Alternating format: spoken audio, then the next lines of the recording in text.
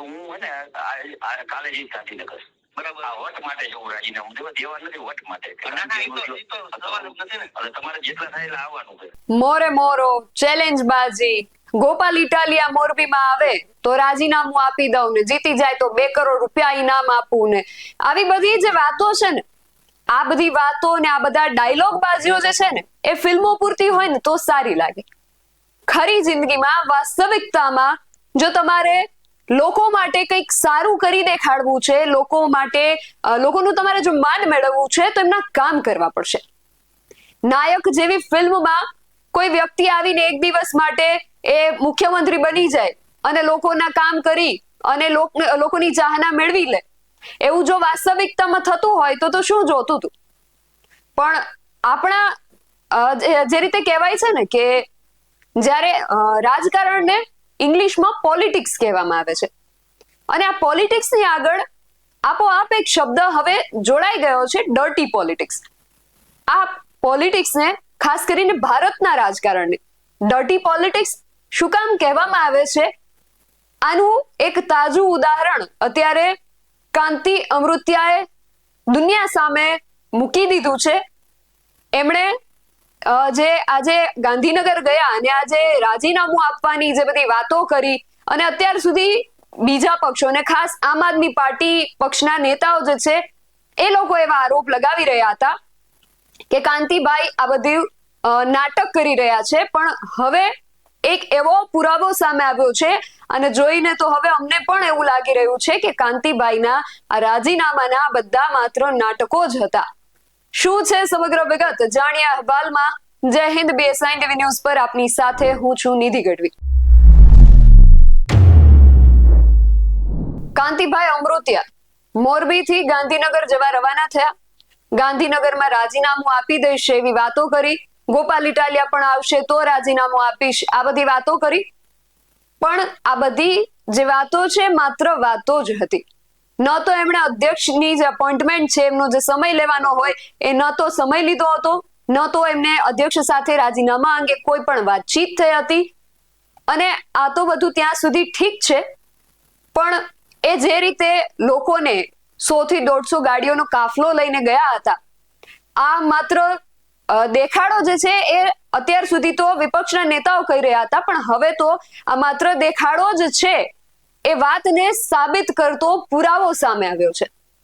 હા, કાંતિભાઈ અમૃત્યાએ પોતે આ વાત કરી છે કે હું ગાંધીનગર માત્ર મારા વટને ખાતર જવાનું છું.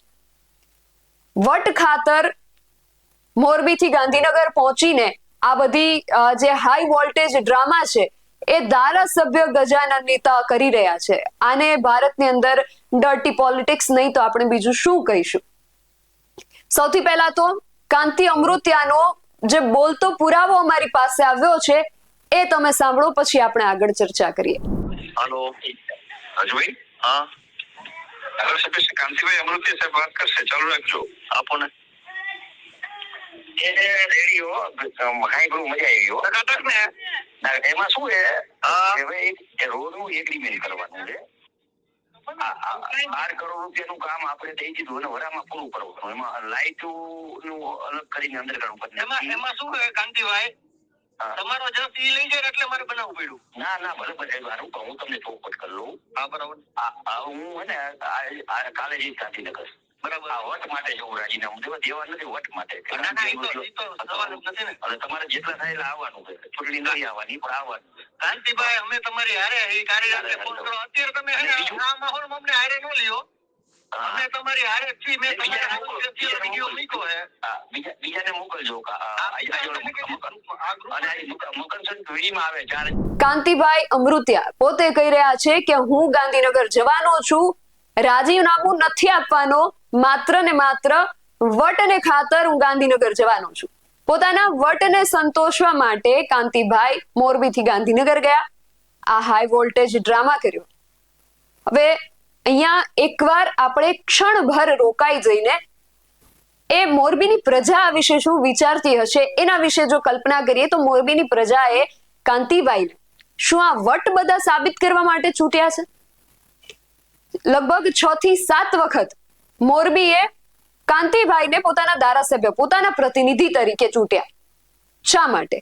આ બધા વટ દેખાડવાના, હાઈ વોલ્ટેજ ડ્રામા કરવા માટે? ના, કાંતિભાઈ તમને પ્રજાએ એમના કામ કરવા માટે ચૂંટ્યા છે, આ બધા ડ્રામાઓ કરવા માટે નહીં. અને તમારા વટ ખાતર તમે પોતે રાજીનામું આપી દેવાની વાતો કરો, કોઈનું રાજીનામું માંગી લેવાની વાતો કરો.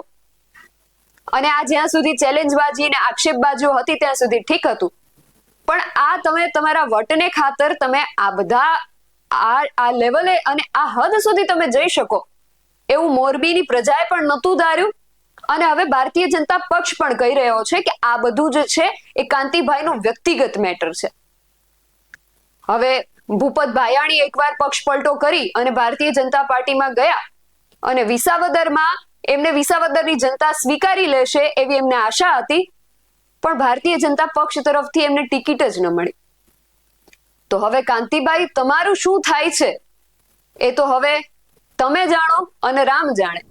આ વિશે તમારું શું માનવું છે અમને કમેન્ટ કરીને ચોક્કસથી જણાવજો. આવા જ વધુ અહેવાલો સાથે મળતા રહીશું. તમે મારી યુટ્યુબ ચેનલને સબસ્ક્રાઇબ કરવાનું અને અમને ફેસબુક અને ઇન્સ્ટાગ્રામ પર ફોલો કરવાનું ભૂલશો નહીં. બાકી અવનવી અપડેટ્સ માટે આપ જોતા રહો BSN TV ન્યૂઝ. નમસ્કાર.